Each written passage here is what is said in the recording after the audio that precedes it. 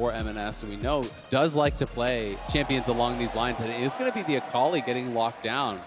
So it'll be his job to really try to get in that back line, try to be able to threaten. For saying, yeah, Blabber had the good timing of ganking Gory when he's out of mana before he hits level 6. With Gory being out of mana, he wanted to go home anyway. It's not like you're even inconveniencing him by forcing the back, so not getting the summoner means Huhi continuing to flex muscles here in the 2v2.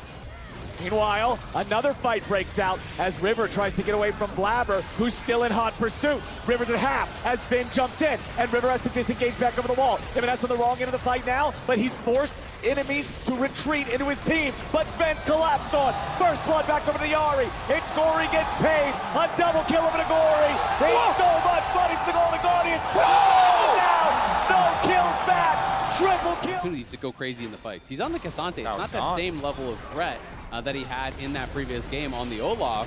And there's a Malphite, a Wukong, an Ahri, and a Rakan that you have to deal with here. M&S is in the gutter again. This game is falling way far behind. It's a tank. The Guardians taking down that first turret in mid lane, turning it immediately into the second Drake of the game after they're dominating the objective game. Does end up getting that topside Scuttle Crab and the flash out of Licorice. It's still a massive, massive push forward for the Golden Guardians, being able to get those last two turret plates here a little bit, but they have to be careful about Golden Guardians. Licorice ultimate is ready on Malphite. Okay, Golden Guardians, let's see how they fight it. Fudge goes all out, but immediately has to disengage. He barely survives as he escapes up into the backside of the red pit as Licorice is taken low. Objective bounty claimed. Blabber gets it, and Berserker's trying to fire. Golden Guardians are in a 4v3. They shut down Gory. Fudge is still ready to fight, and Berserker is free firing. He gets the zap, but it's 6-day with a blade caller, forcing Berserker back. 2 dead on the Guardians. Right? The difference between having an ult in a team fight and not having an ult in a team fight, the champion just feels like it's only halfway there. But we do have the third Drake of the game claimed for Golden Guardians. They will remain on sole point for the rest of this match. Rotating through the enemy jungle, sweep out the vision, place down your own. M&S sees him, throws out a 5-point strike. These objectives and not getting too split. M&S finds Gory. The Akali looking for some damage. Perfect execution. Is it perfect enough? Yeah. Gory tries to get away. Blabber's ready to answer him. Throws the ulti over the wall. Doesn't find Gory. M&S! Oh! He's so far behind and he still gets it done. Now River wants to mop him up. He might be able to find him here with a Cyclone. Yep, Cloud9 leaving for dead. It's 1-for-1. But M&S... Soul getting over. They're going to try to go across the map and start up this Baron here, potentially. But Cloud Dragon goes down so fast, and it gives them the move speed now. More. Cloud9 can't even look to try to match and trade objective bounties, or they'd be losing their inhibitor tower. So it's a really good movement on the map here. On a dime here.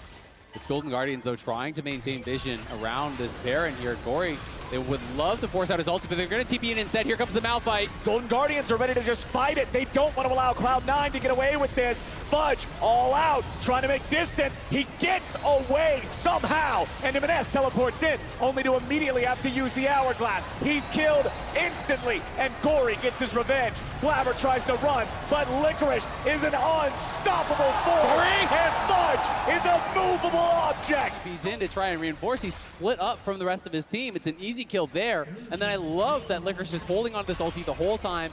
Teleport, he was just sitting mid. Then when they finally make the call for him to actually join in, Fudge has already kind of escaped. He's surrounded. Golden Guardians got the Baron. They got a 4-man push here in bottom lane, and they take out the tier 2 turret. They go up to a 10,000 gold lead. Yeah, their job with this Baron buff is basically just to farm as much gold as possible to be ready for that Elder fight.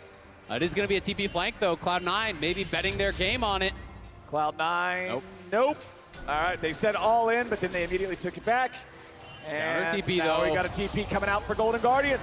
M&S has been found. He has to try to flash away. Gory with a beautiful charm, but M&S still survives. He has to go back to the fountain, and Golden Guardians knows it's their chance to keep this pressure going. Bottom lane tier 3 turret just goes pop, and now the inhibitor itself is exposed. Golden Guardians will take that one out, no problem. And the next wave is ready to push into mid. River jumps over the wall, and Cloud9 still don't have their mid laner back in the action. Fudge takes a little bit of damage as Blabber has to retreat, and Licorice just finds him again. Now they engage on Berserker. Licorice continuing to frontline and apply the pressure on the enemy AD carry, while the rest of the team can take out the Nexus turret. Those are still standing, but the team is falling. Berserker kills Huhi, but Cloud9 is being blended. Stixay gets the kill back on the M&S as Gory and Stixay are still alive with low HP. It's Fudge and Sven versus the Guardians, and C9 may have just run out of time. Licorice is still there to frontline. The carries are there for the damage. The Nexus turrets will disappear. Golden Guardians, they got it done this time. The lead, the win, the tied series. Golden Guardians take the game.